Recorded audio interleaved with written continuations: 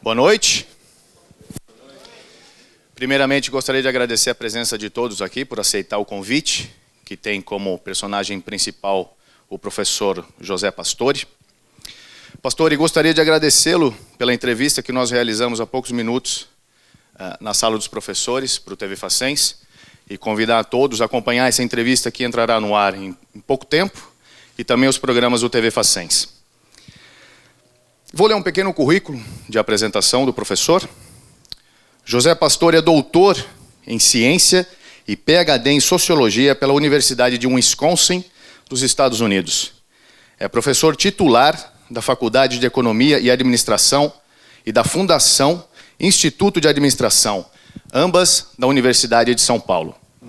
É pesquisador da Fundação Instituto de Pesquisas Econômicas e consultor em Relações do Trabalho e Recursos Humanos. É autor do livro Antônio Hermílio de Moraes, Memórias de um Diário Confidencial. O livro já está sendo vendido na antessala do auditório, mas antes de chamar nosso convidado para subir aqui, eu gostaria de passar a palavra para Antônio Roberto Beldi, presidente do Grupo Splice e da mantenedora da Facens. Por favor, Toninho. Obrigado. Boa noite a todos. Eu acho que nós temos aqui hoje uma oportunidade de entender o que realmente é cidadania. Então, queria agradecer ao professor Pastore por ter aceito o nosso convite, por ter aceito essa honra para nós aqui dentro. Agradeço ao Betinho, né? Posso chamá-lo assim, né? Pelo menos a gente sempre se trata assim, né? Tá. Agradecer por você ter vindo aqui. Eu sei que você pegou helicóptero, chuva, granizo, porque nós estávamos preocupados, mas obrigado por você ter vindo. O Toninho também, que é o seu primo, e a Regina, sua tia, né? Disseram que tiveram dificuldade de vir para cá, porque estavam em Belo Horizonte, mas agradeço muito a vinda de vocês aqui, do professor Pastore. E nós vamos ter aqui uma aula do que é cidadania, do que é um cidadão empreendedor, empresário, dinâmico, e o que essa família tem feito pelo país. Então, o professor José Pastore vai fazer essa descrição, não vou me alongar, mas antes de mais nada, a gente queria dizer que nós estamos fazendo essa homenagem ao Antônio Hermílio de Moraes, que inclusive foi paraninfo da turma aqui de 89, e uma lembrança singela da nossa região, porque quando decidiu-se fazer a faculdade de engenharia aqui, o primeiro prédio, nós não tínhamos dinheiro. Então, o papai passou a mão no telefone e chamou o doutor Antônio Hermílio de Moraes. Ele disse, olha, nós estamos vendo uma faculdade de engenharia, como é que nós vamos fazer aqui? O senhor pode doar o cimento? Não houve dúvida de quanto vocês precisam. Então, a faculdade começou como a faculdade de medicina daqui, inaugurada em 1950 pela família do senador José Hermílio de Moraes, em 54, Hospital Santa Lucinda, que deve ser o nome da sua bisavó, não é? E que a região deve muito a essa família que investiu, que investe e que tem foco no país e que gosta do país. E ninguém melhor para fazer essa apresentação. Professor Pastore, por favor, muito obrigado. E eu reputo que isso aqui é um momento histórico para a nossa região, em termos do tema que será discutido aqui, da visão e da postura de cidadania da família, principalmente no caso que nós estamos homenageando, Antônio Hermílio de Moraes. Obrigado, professor.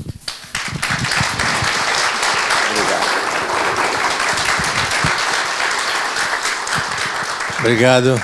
Boa noite a todos. Eu quero agradecer esse convite que o Antônio Beldi me fez, porque ele me tocou muito o coração. Ele passou um e-mail para mim dizendo, olha, vamos dar uma aula inaugural e gostaríamos de definir um tema que para nós lá é muito caro.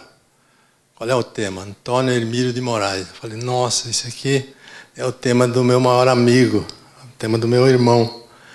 Vou fazer isso com prazer, falar um pouco sobre Antônio Hermílio de Moraes e resumir o livro aqui em poucas palavras para vocês poderem apreciar, vocês que são jovens, que não tiveram oportunidade de conviver com Antônio Hermílio de Moraes, de apreciar um pouco o que é um engenheiro com todas as letras maiúsculas, um brasileiro com todas as letras maiúsculas, um nacionalista de mão cheia, um homem que amou muito o Brasil, sempre esteve criticando o governo, mas defendendo o Brasil.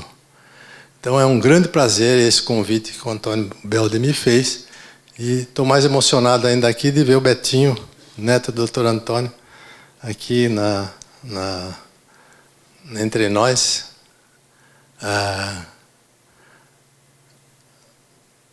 Para brilhantar também, mas depois ele pode fazer um depoimento sobre o Dr. Antônio, tio, né? Seu tio avô, sobre o convívio mais familiar e mais íntimo desse grande brasileiro.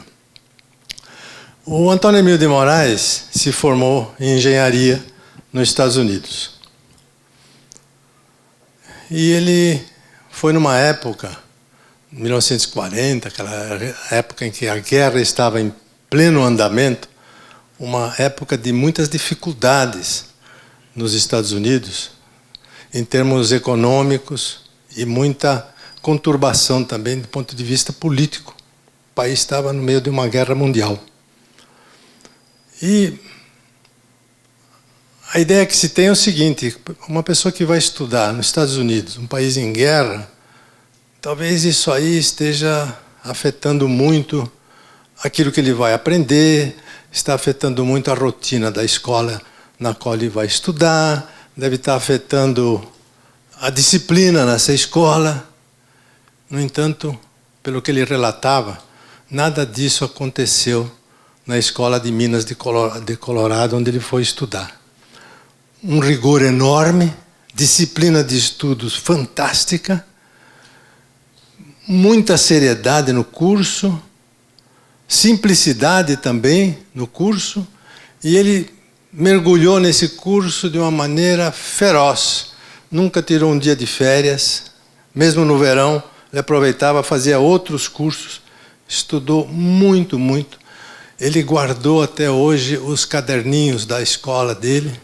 Eu tive a oportunidade de folhear as várias disciplinas que ele fez, as várias matérias, e as notas dele eram sempre as melhores da classe, tudo feito com muito capricho, com muito cuidado. E ele dizia: o que eu aprendi nos Estados Unidos, naquele curso de engenharia, valeu. A guerra passou distante, porque nós não tínhamos tempo de pensar na guerra. Nós tínhamos só tempo de estudar e sair de lá um bom engenheiro. E ele falou: eu saí um bom engenheiro. Graças a Deus pude aproveitar bem o tempo. Agora eu preciso ser um bom brasileiro. E quando ele chegou aqui, ele começou a trabalhar imediatamente. No dia que ele chegou, o pai dele cumprimentou pelo fato de ter completado o curso de engenharia e falou: olha, amanhã vamos tomar um café juntos para a gente poder traçar aqui o plano de trabalho seu. E eles tomaram um café junto no outro dia. E o pai falou: olha, bom, agora você se formou engenheiro, Estados Unidos, uma escola dura, uma escola boa, você aproveitou bem, suas notas foram ótimas. Por causa de tudo isso, você vai trabalhar na fábrica tal, e designou uma fábrica, durante 1 ano sem salário. Ele tomou um susto, falou: fiz tanto sacrifício para ele trabalhar sem salário. Não, você vai trabalhar para ver se dá certo. Se der certo, você vai continuar trabalhando no Grupo Votorantim. Se não der certo, não quero choro, você vai procurar alguma outra coisa para fazer que seja mais interessante. E parece que deu certo, né? Parece que deu certo quando se vê tudo aquilo que ele realizou. Antônio Hermílio de Moraes, se caracterizou pela simplicidade. Não acredito que muita gente achava que ele era simples porque fazia o tipo, porque queria ser simples. Mas ele não era assim. Ele era simples porque ele era simples, nasceu simples, entendeu que a simplicidade era parte da autenticidade de cada um, era parte daquele ser que é o ser humano, o ser que tem que se dedicar para o próximo. A simplicidade dele se manifestava em tudo que ele fazia. Começava pela estampa dele, não é? Um homem que estava sempre com roupas muito simples, né? Muito simples. E sapatos simples, uma gravata meio desajeitada. Ele gostava de camisa de manga curta, com bolso grande na camisa, porque ele colocava 3, 4 canetas dessas hidrográficas que ele mais gostava. Ele ganhava muita caneta de grife, mas ele nunca usava sempre a hidrográfica. E ele dizia, essa aqui é melhor que a grife, porque ela escreve mais depressa. E era verdade, escrevia muito depressa. E assim ele andava com essa simplicidade por toda a cidade de São Paulo, por diversas cidades onde estavam as empresas dele, sempre com a mesma marca. Uma vez ele estava num shopping lá em São Paulo, e porque estava naquele shopping, tem um teatro, que é o Frei Caneca, e estava sendo lançada ali uma peça de teatro que ele escreveu, porque ele escreveu 3 peças de teatro. Como engenheiro, ele também bicava na dramaturgia. E estava sendo lançada uma peça de teatro. E então a imprensa estava toda lá. E a imprensa foi fazer uma entrevista do Antônio Emílio no shopping. E a primeira pergunta da repórter da Veja, evidentemente, foi, doutor Antônio, o senhor vem sempre a esse shopping aqui? Ele falou assim, não, eu nunca vim a esse shopping aqui. Mas qual é o shopping que o senhor frequenta? Ele falou, não, eu não frequento shopping. Mas o senhor não faz compra? Eu faço compra. Mas o que o senhor compra? Eu compro fábricas. Eu compro fábricas. Mas, doutor Antônio, esse seu terno aí tem quanto tempo? Esse meu terno tem bastante tempo, mas não está bom? Quer ver a data dele? Ele abriu, 1986. Nós estávamos no ano 2006, né? Mas está muito bom esse terno. Estou andando com ele porque ele está muito bom. Ele era assim mesmo. Esse era o jeito dele ser, o jeito dele se comportar. Ele dizia o seguinte, olha, eu penso que o Brasil só pode sair da situação em que está e ser um país grande e forte se tiver um povo bem educado. Então, o que eu preciso fazer na minha vida é não só produzir nas minhas empresas, mas ajudar o Brasil a melhorar a qualidade da educação. E ele fez isso a vida inteira. Antônio Beldo mencionou aqui o impulso inicial que deu nesta faculdade, mas esse impulso inicial ele deu em tantas escolas, em tantas faculdades, e sempre no anonimato, porque era fundamental, era questão de honra para ele não divulgar nada do que ele fazia, nada do que ele ajudava. E ele diz assim, eu acho que o empresário tem a obrigação de produzir, gerar empregos, pagar imposto, e se engajar naquilo que o Brasil mais precisa, que é educação e saúde. E ele fez isso. Ele se engajou a vida dele todinha em educação e saúde. Ajudou a construir muitas escolas. Essa região aqui, Sorocaba, Votorantim, Alumínio, ele dizia, olha, isso aqui é minha segunda casa. Isso aqui é minha segunda casa, porque aqui estão as empresas. E ele adorava, não é, esse convívio que tinha nesta região, não só com essa faculdade, mas com a medicina, com outras escolas. A escola do Senai, que ele montou inteirinha aqui em Alumínio, né? Até na escola do Senai, eu me lembro bem, que no dia da inauguração, uma escola, acho que quem conhece a escola do Senai aqui, sabe que é uma escola tecnologicamente muito avançada, né? Equipamentos muito avançados. E uma escola bonita, né? Muito bonita, o prédio é lindo, as instalações são muito confortáveis. No dia da inauguração, toda a comunidade estava lá, os empregados da CBA, e os pais também das crianças. E ele falou assim, olha, essa escola bonita aqui, eu não fiz para vocês não, hein? Foi um choque, né?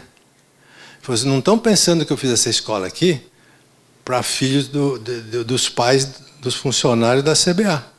Foi um choque. Ele falou, essa escola aqui foi feita para quem for capaz de passar no exame de admissão da escola. se os filhos da CBA passarem no exame de admissão, é da CBA. E assim foi.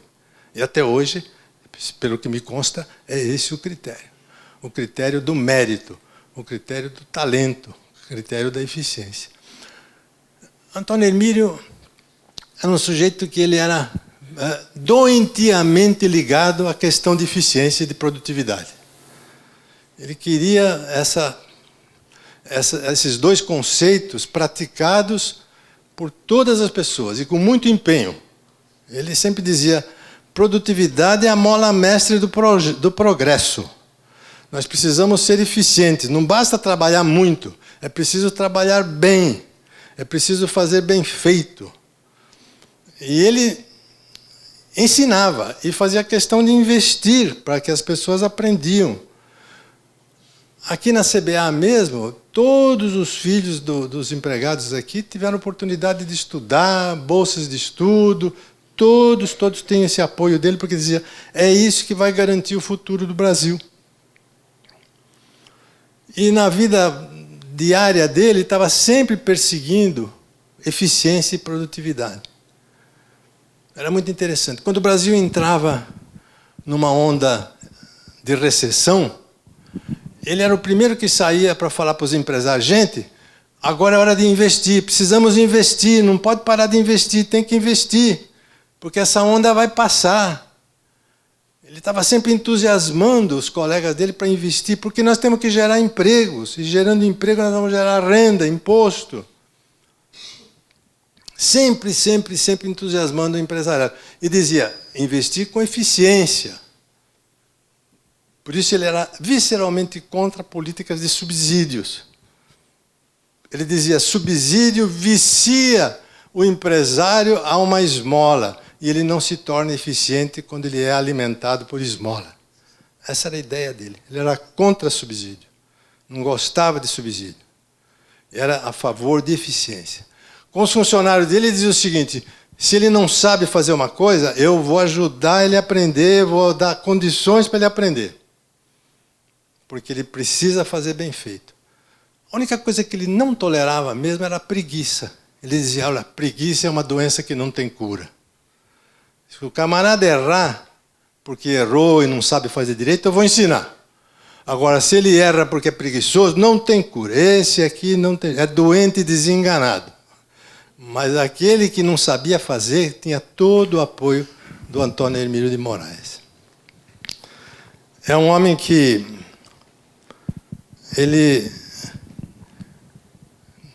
interessante isso. Quando era um momento de crise, de recessão, ele se punha a modernizar as empresas dele.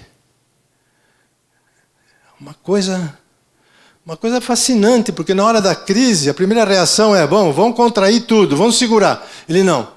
Ia lá, comprava máquinas, comprava equipamento, modernizava. Quando a crise passava e o mercado voltava, a empresa dele estava no pico.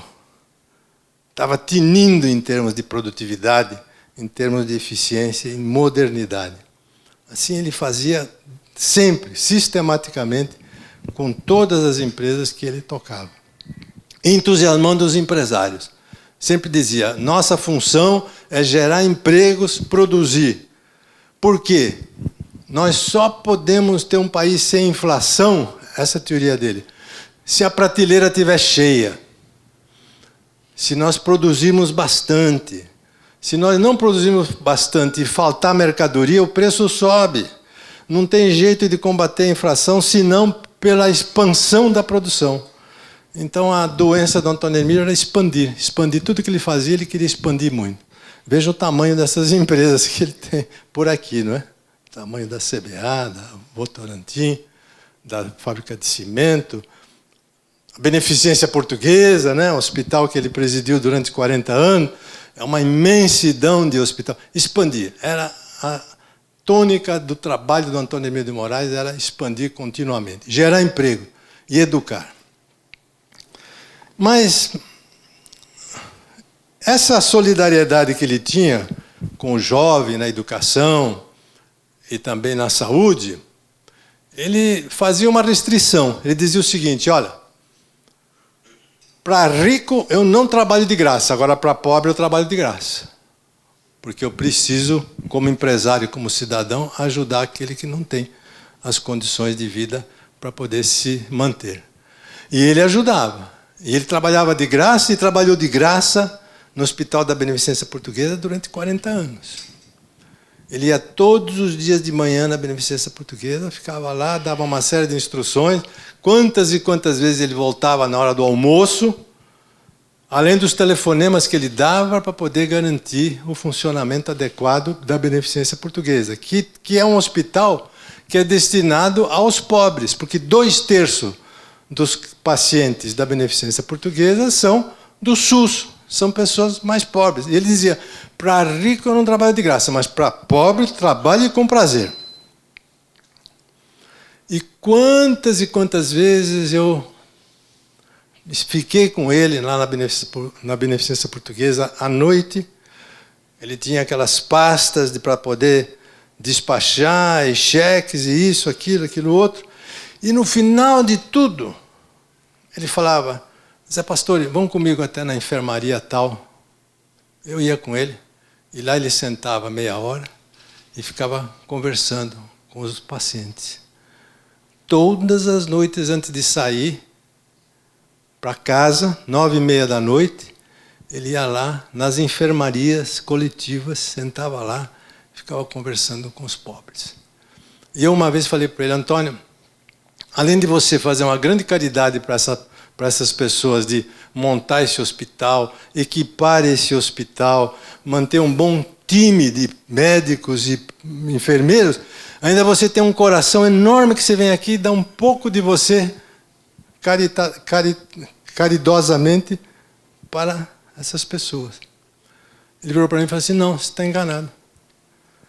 Elas que fazem uma caridade para mim. Elas que me ensinam a graça de viver. Porque é olhando esse sofrimento é que eu paro de me queixar por bobagem. E eu preciso disso. Por isso que eu venho aqui. E eu faço isso com prazer, com muita alegria, porque eles me ensinam. Esse é um lado do Antônio Emílio que poucas pessoas conhecem, mas quem conviveu lá no hospital sabe que ele fazia isso sistematicamente. E quantas vezes que eu vi pessoas que diziam para ele, doutor Antônio, muito obrigado, eu recebi um tratamento excepcional nesse hospital, passei aqui 8 dias, fui operado, só que eu estou triste porque amanhã eu vou ter alta. Ele dizia, ué, por que você está triste?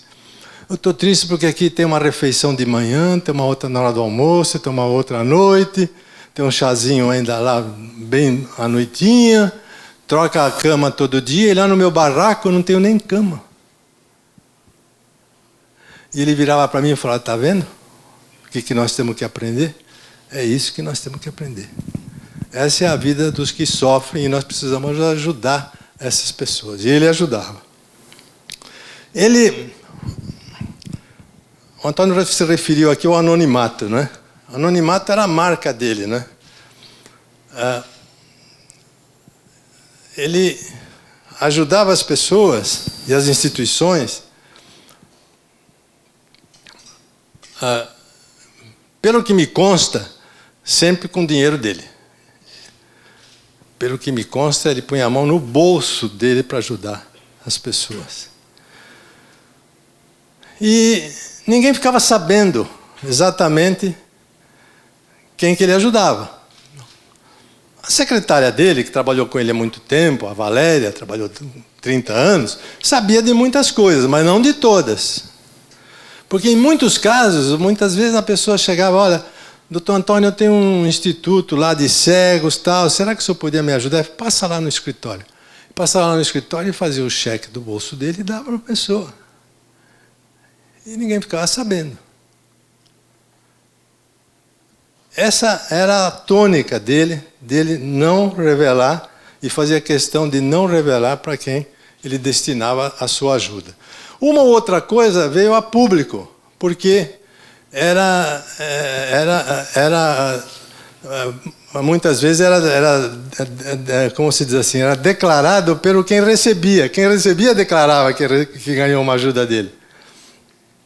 Um episódio interessante foi uma ajuda que ele deu para para o Colégio São Bento, lá em São Paulo.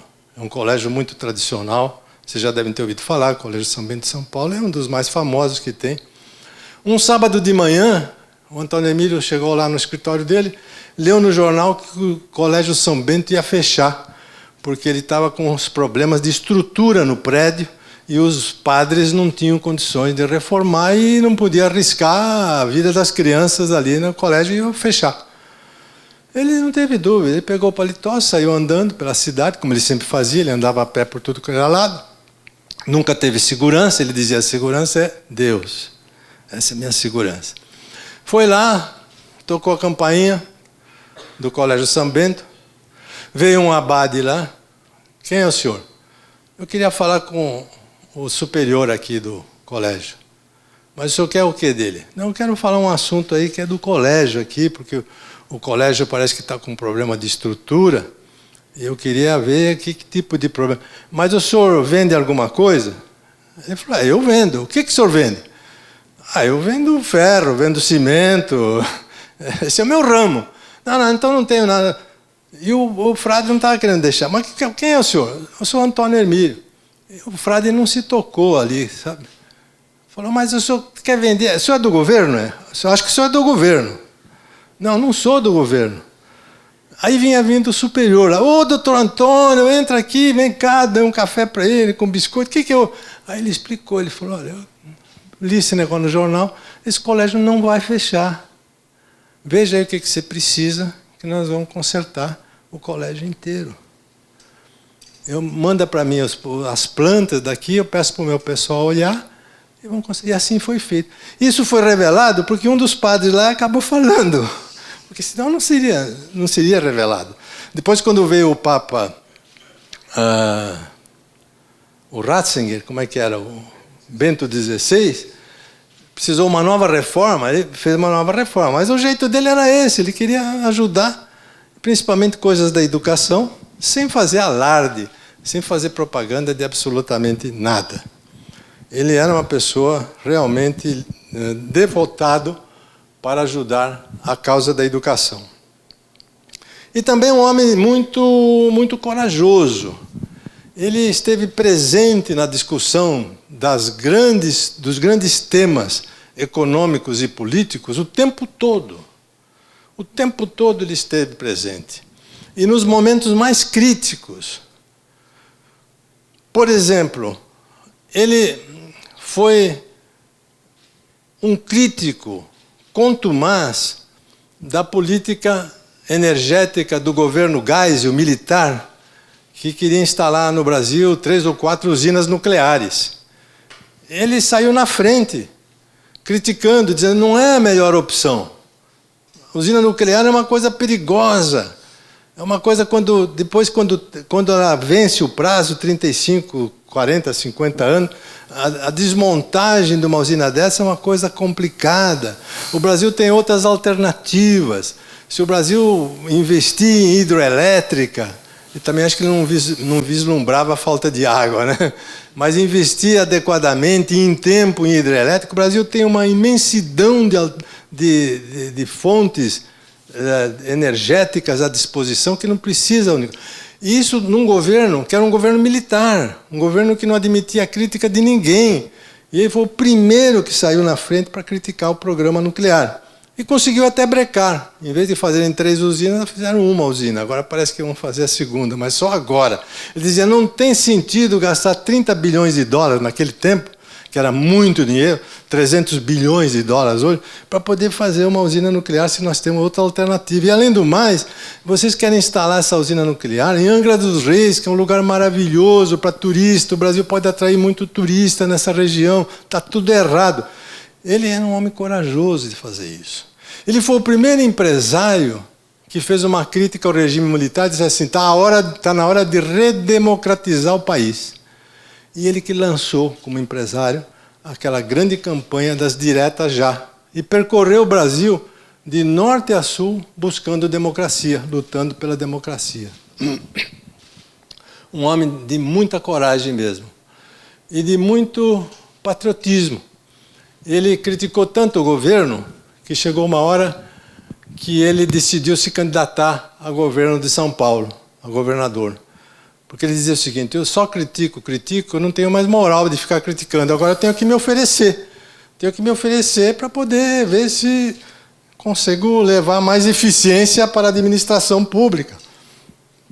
E se candidatou a governador do estado de São Paulo em 1986.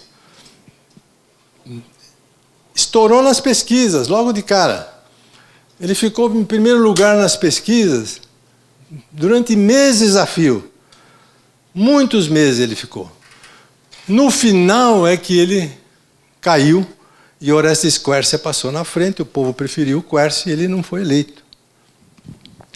E ele teve uma grande desilusão com a política nesse período. Ele dizia: olha, o político é o contrário do meu mundo. Aqui a gente faz muito e fala pouco. E o político, ele fala muito e faz pouco. Eu estou tendo dificuldade de me relacionar com o político. Uma vez um político chegou para ele e falou: doutor Antônio, eu tenho uma região aí, que é do interior, onde eu sou muito importante, tenho uma liderança grande, eu garanto para o senhor 150 mil votos na sua eleição para governador. Só que eu queria o seguinte: eu queria que o senhor passasse para mim a Secretaria da Agricultura de porteira fechada. Ele falou assim: põe isso daqui para fora, pode ir embora. Como é que eu vou dar para você uma coisa que não é minha? Secretaria não é coisa do governador, secretaria é coisa do povo. Não vou, você vai roubar em meu nome? De jeito nenhum, pode ir embora. Então, esse desencanto que ele teve com os políticos marcou bastante ele. Ele saiu da campanha frustrado, porque não pelo fato de ter perdido, mas pelo fato de ter conhecido um lado da política que ele, acho que não conhecia em profundidade. Ele era muito frasista, né? Ele tinha frases que eram marcantes, né? Ele dizia: roubar em meu nome? Você quer um cargo para roubar em meu nome? De jeito nenhum. Isso marcou muito toda a imprensa, né? Uma vez perguntaram para ele: o que o senhor está achando do presidente Fernando Collor? Ele falou: eu não sou psiquiatra, como é que eu vou saber? Como é que eu posso responder uma pergunta tão difícil como é? O Fernando Collor tinha acabado de confiscar a poupança, né? Os mais velhos aqui lembram disso aí. E uma vez ele também chegou e falou assim: tem ladrão no governo, em relação ao governo federal. Saiu numa manchete no jornal o Globo. Nossa, aquilo foi uma explosão no país inteiro. E o Fernando Collor imediatamente meteu-lhe um processo, crime, dizendo o seguinte: olha, ou você prova quem é que está roubando, ou então você vai responder esse processo crime. E ele falou: não sei, faz aí o processo que tem que fazer, eu vou esperar. Você sabe qual é meu endereço, né? Sabe meu endereço, sabe onde é que eu moro, se precisar me prender, me prende. E nesse interim que o processo começou, estourou o caso do PC Faria. O caso do PC Faria foi um caso do tamanho do Petrolão. Não foi tanto, né? No tempo do Fernando Collor. Porque foi o homem que foi envolvido em toda a corrupção que cercava o governo do Fernando Collor. E aí os repórteres voltaram para ele: doutor Antônio, o que o senhor tem a dizer? Ele falou: eu sabia que tinha ladrão no governo, mas não sabia que era tanto, nem que eram tão fortes assim, né? E o processo acabou, né? Parou, porque esse assunto tomou um nível e um volume de atenção no povo, na mídia, muito grande. Então ele tinha uma certa dificuldade de conviver com o mundo dos políticos, porque os valores não casavam muito bem. Ele achava... Ele tinha uma frase que é uma frase lapidar, que não sei se vocês concordam com ela, mas houve uma época em que essa frase foi muito verdadeira. Ele falava: olha, a política praticada pelo PT é a arte de pedir voto para o pobre, dinheiro para o rico e mentir para os dois. Uma frase que ficou lapidar. Ele falava isso aqui assim com a maior facilidade e estava sempre disposto a discutir e a dialogar, desde que isso redundasse em alguma coisa de bom para o país.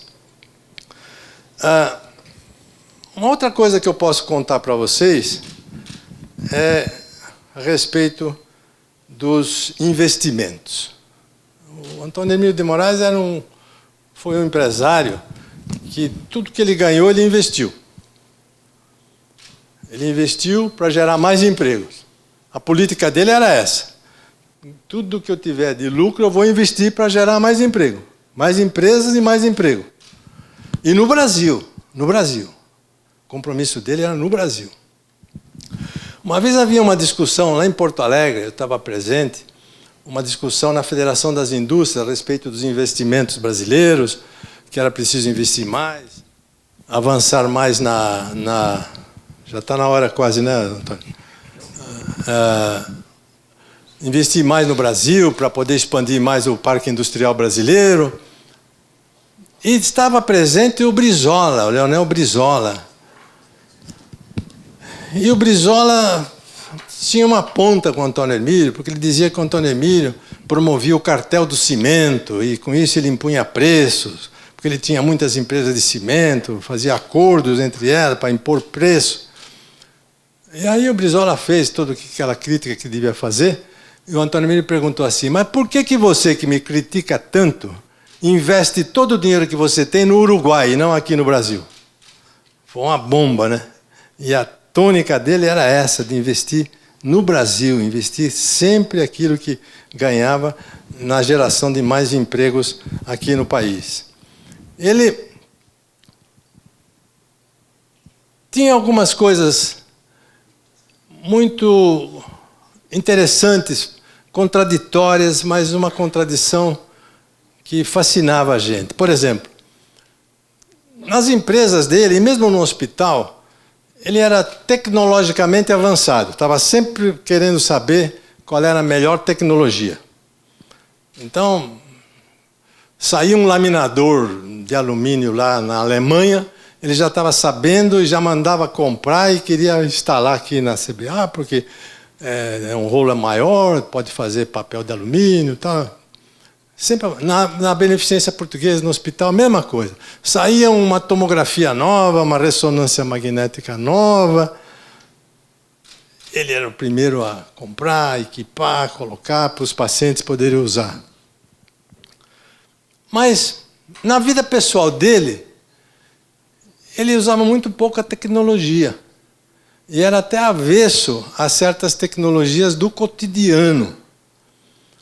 Por exemplo, computador. Ele não usava computador. Até um dia que eu falei para ele: Antônio, aprenda pelo menos o programa do Word. Porque você aprendendo o Word no computador, você vai escrever mais depressa. A tua letra está ficando muito ruim, Antônio. De fato, uma vez, a professora primária dele, que ainda era viva, muito velhinha, chamou na casa dele, na casa dela. Antônio, vem cá. Chamou ele e o Paulo Bonfim, que foi colega de escola de primário com ele. Paulo Bonfim, poeta. Os dois, vem cá. Dona Soledade.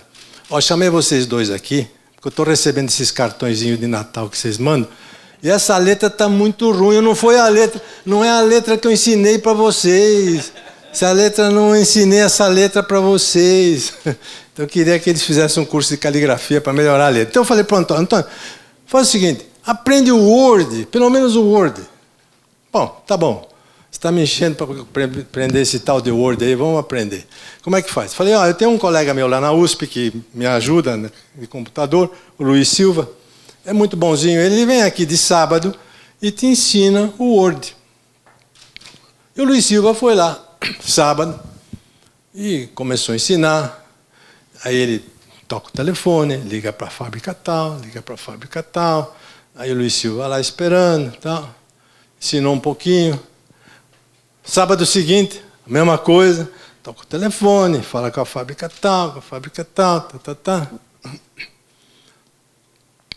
Terceiro sábado, minto, antes, durante a semana ele me chamou, ele falou: Zé Pastor,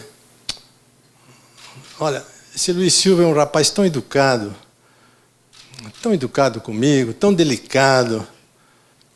Agora, francamente, eu já concluí que o tempo que eu vou gastar para aprender esse tal de Word vai dar para eu fazer uma outra fábrica de alumínio.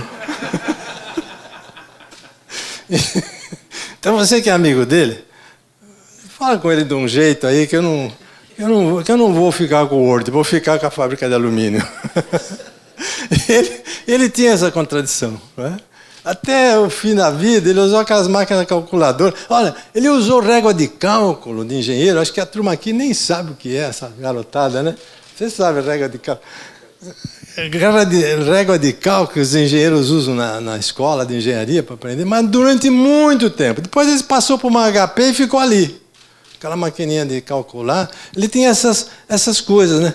Essas contradições assim.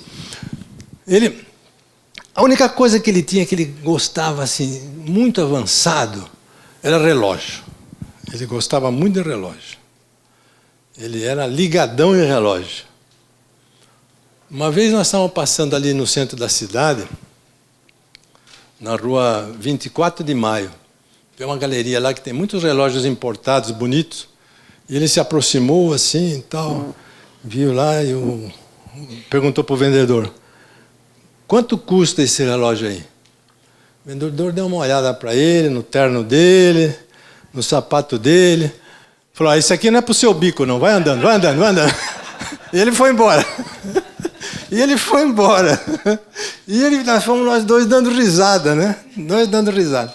Mas ele gostava, a única coisa, ele gostava de relógio. Ele foi assaltado 2 ou 3 vezes no carro.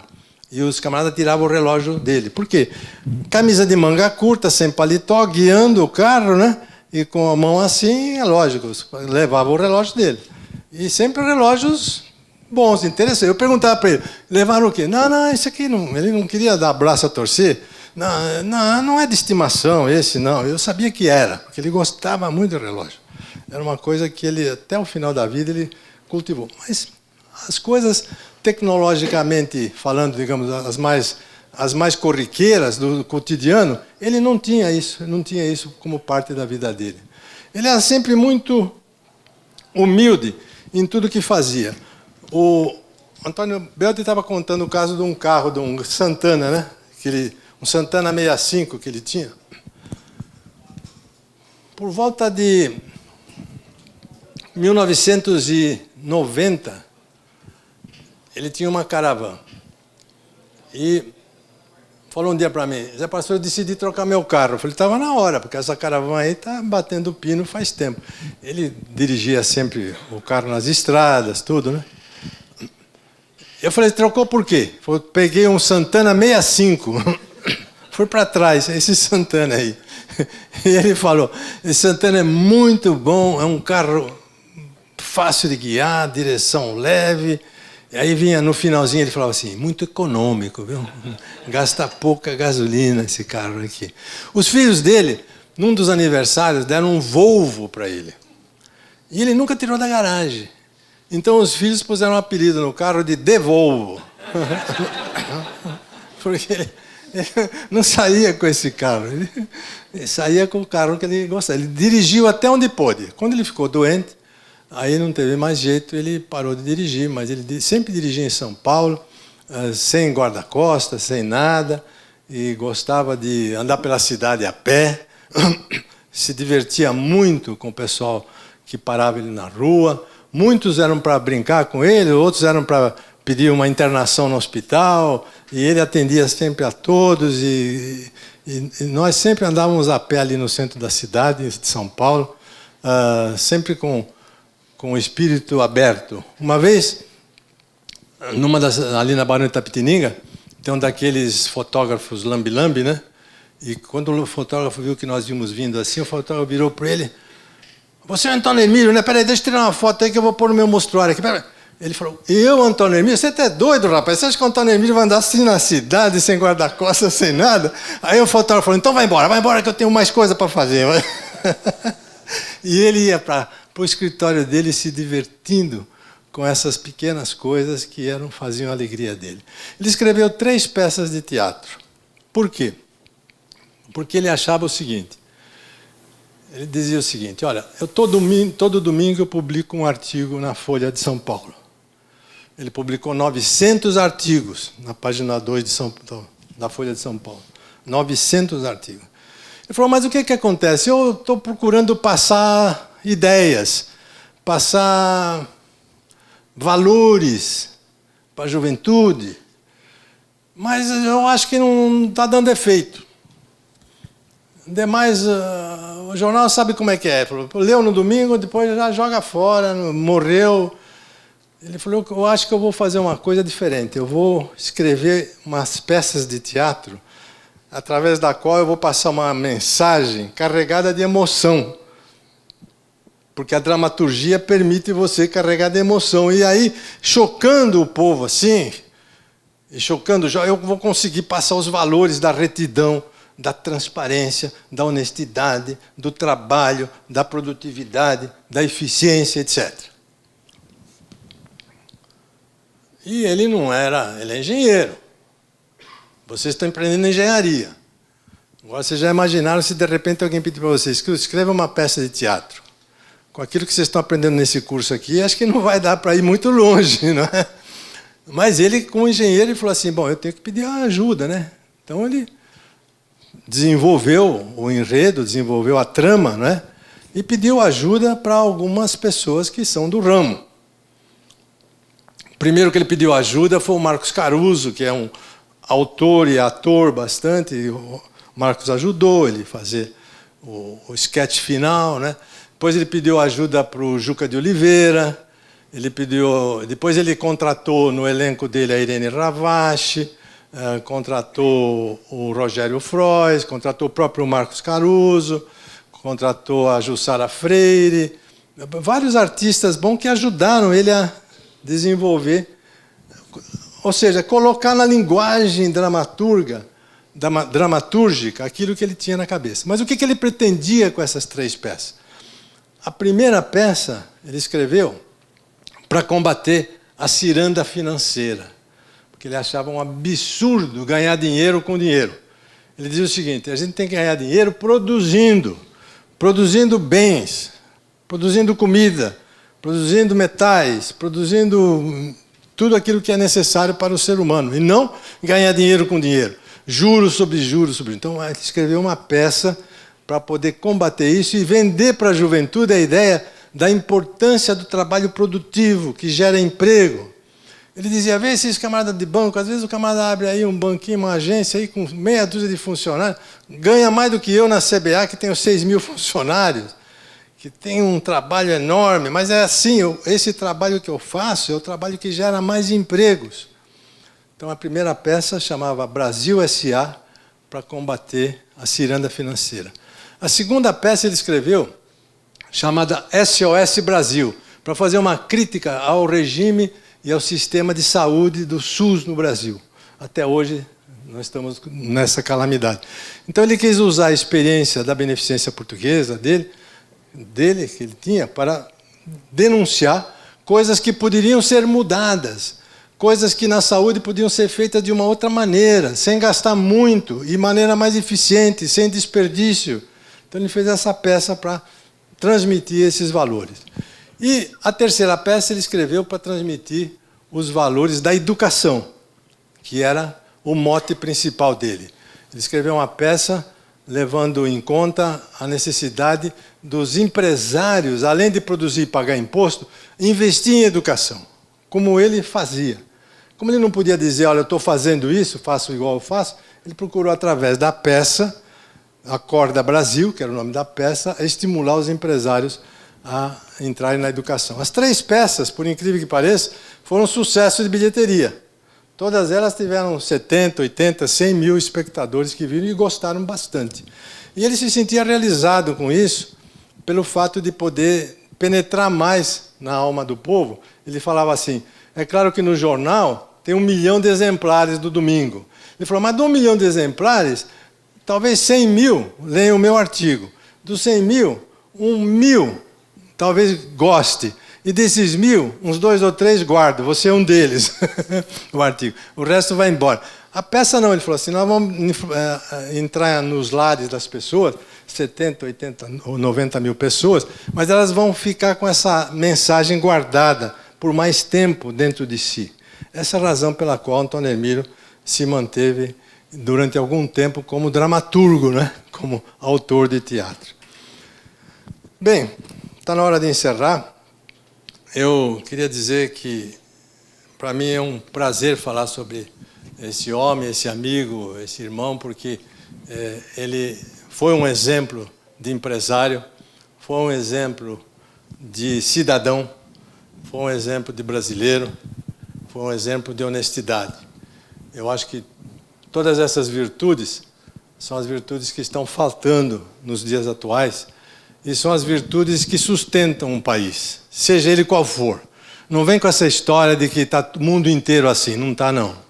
Não é o mundo inteiro que está como estamos aqui no Brasil, especialmente nesses dois campos em que o Antônio Hermílio mais se dedicou, saúde e educação. Uma das coisas que eu penso que o Antônio Hermílio tinha toda a razão e que mais se deplora hoje em dia é esse desprezo que existe em relação ao mérito. Esse desprezo em relação ao mérito é uma coisa letal para qualquer nação. Quando você deixa de lado o mérito para usar outros critérios, para promover as pessoas, para transferir as pessoas, para apaziguar as pessoas ou para premiar as pessoas, é o fim. As nações só progridem quando você estimula o mérito. O mérito é a virtude que diz o seguinte: é a premiação daquele que é mais competente, é a premiação daquele que é mais trabalhador, é a premiação daquele que é mais eficiente. Esse combate ao mérito é um problema muito sério que eu vejo que tem no Brasil de hoje. É um combate ao mérito, muito sério. E não vai dizer que isso acontece em todo mundo, porque não é assim, não. Você vai lá na Coreia, você vai na China, você vai nos Estados Unidos, você vai na Alemanha, você vai ver que na escola o que prevalece é mérito. No trabalho o que prevalece é mérito. E na vida pessoal o que prevalece é mérito. Eu moro aqui em São Paulo, perto de uma escola pública, de 2º grau. O ano passado a diretora da escola pública veio lá em casa chorando, dizendo: professor, estou desesperada. Falei: o que aconteceu? Falou: veio uma turma de políticos aqui na escola e me disse o seguinte, que eu tenho que parar de dar prêmio e medalhinha para o melhor aluno, porque com isso eu estou desprestigiando os demais, eu estou desmerecendo os demais. Tenho que parar de premiar o bom. Ela falou: isso aqui não é só na minha escola, em muita escola está acontecendo. É um verdadeiro combate ao mérito. Esse combate ao mérito é tão pernicioso ou mais pernicioso do que a própria corrupção.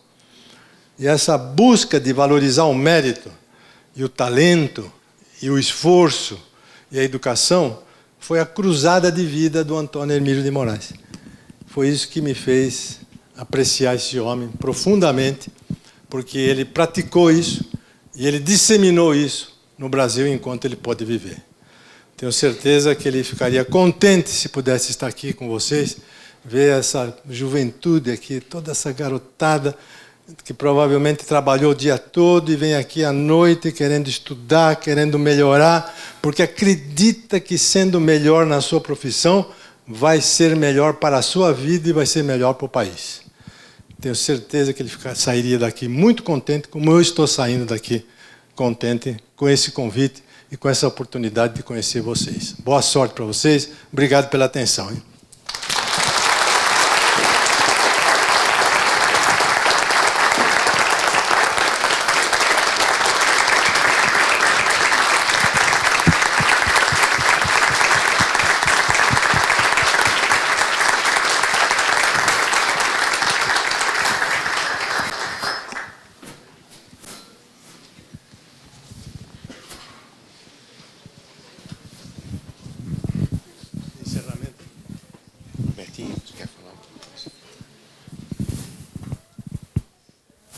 Alô? Boa noite. Eu não vim preparado, na verdade, eu só vim prestigiar a família Belde aí pelo trabalho que tem feito aqui.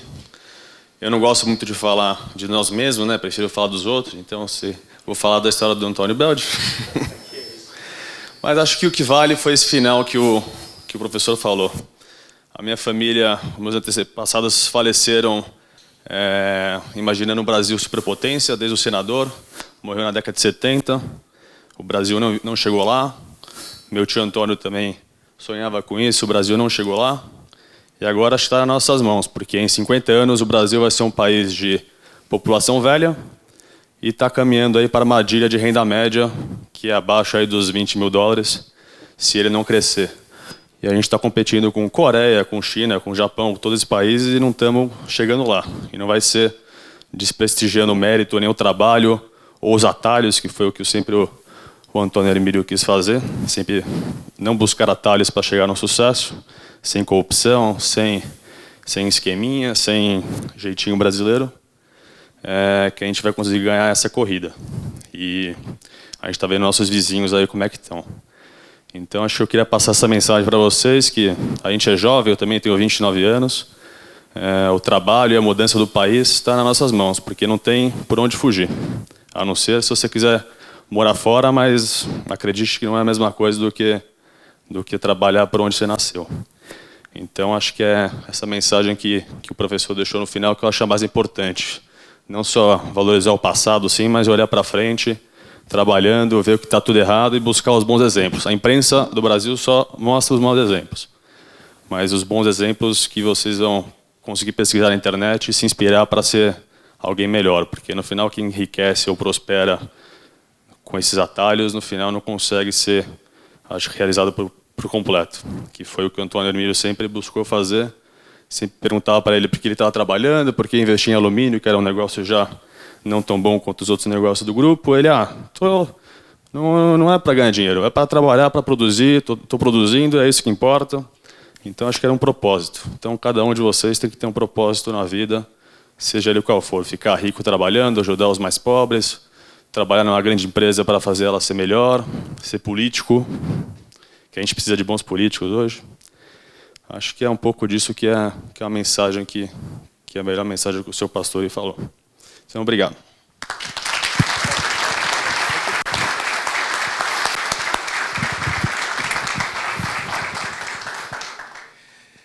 Acho que a gente teve aqui uma lição de cidadania, de produtividade, de amor ao Brasil, de transparência, de um grupo que começou aqui em Votorantim, o comendador Pereira Inácio, e que um grupo que muito honra o Brasil, um grupo sério, um grupo que vibra com o Brasil, um grupo que aposta no Brasil. E temos aqui o nosso ícone, Antônio Hermílio de Moraes, o qual temos grande orgulho de tê-lo conhecido. Essa singela homenagem que nós fazemos a ele hoje, inclusive com o novo prédio da engenharia que tem o nome dele, com muito orgulho para todos nós, e que, como disse no começo, quando foi pedido uma ajuda para poder fazer, trabalhando em prol da educação, a resposta foi: quanto vocês precisam? Queria agradecer ao professor José Pastore, tá, pelo depoimento, pela sua vinda aqui. Eu sei que o senhor veio do Rio de Janeiro, sei que sua vida é muito atribulada. Nós o admiramos muito também como um grande profissional, um homem que luta pelo Brasil, um homem que quer bem o Brasil. E quando a gente vê nos seus depoimentos a sua emoção em acreditar num país que tem conserto, um país que depende de todos nós e que lutaremos, provavelmente não veremos, como disse o Betinho, mas vocês verão. Então, teremos que mudar, teremos que ter todos esses princípios, porque só com princípios é que uma nação cresce e progride. E quando chega na minha idade, a gente começa a ver vários valores, muitos valores que provavelmente vocês não veem na idade de vocês. Mas nessa idade a gente vê que os grandes valores da vida são aqueles valores que o dinheiro não compra. Os valores da honestidade, da retidão, da lealdade, da humildade, do olhar ao próximo como ele fez com a Beneficência Portuguesa e como a família faz com a AC Camargo, com a ACD, olhando o próximo, não é olhando a ele. Então são os valores que essa sociedade vem perdendo e que nós não podemos deixar com que se percam. São os valores que o dinheiro não compra. São os valores que todas as nossas mães ensinaram para a gente esses valores. Esses valores que o dinheiro, como mais uma vez, não compra, e são valores que cada um de nós, tendo esses valores, teremos uma nação, sim, grande, uma nação confiante e uma nação de empreendedores, uma nação, como nós vimos no depoimento, e como é o Grupo Votorantim, que é um grande orgulho nacional. Quero agradecer a vocês todos, professor, muito obrigado, Betinho, muito obrigado pela sua vinda, e desejo a vocês, calouros aqui, muito sucesso, muito empenho, muito trabalho. O Brasil tem oportunidades e nós iremos buscar as oportunidades, e a gente sempre diz o seguinte: em crise que a gente cresce, porque em crise a gente vai achar soluções para as necessidades que a gente tem. O melhor momento de a gente ter inovação tecnológica, produtividade, são os momentos onde a gente, em vez de baixar a cabeça numa crise, como foi dito aqui, vamos investir, vamos criar oportunidades. E a gente tem este ano, como vocês estão sabendo, estão chegando, nós temos um programa chamado Smart Campus Facens, onde a gente espera com que aqui a gente, grandes valores, a gente possa, com vocês, criar, não para Facens, mas para a sociedade, e fazer com que cada um de vocês seja um cidadão feliz. Um cidadão feliz produz, e quando perguntarem a vocês, vocês são o quê? Eu sou engenheiro. Eu sou engenheiro aqui, mas sou um cidadão feliz olhando os outros. Então, muito obrigado para todos, uma boa noite, tá? E sucesso na carreira de vocês. Companheiros, obrigado.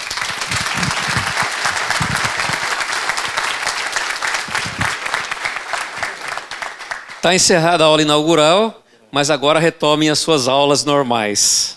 Obrigado, boa noite.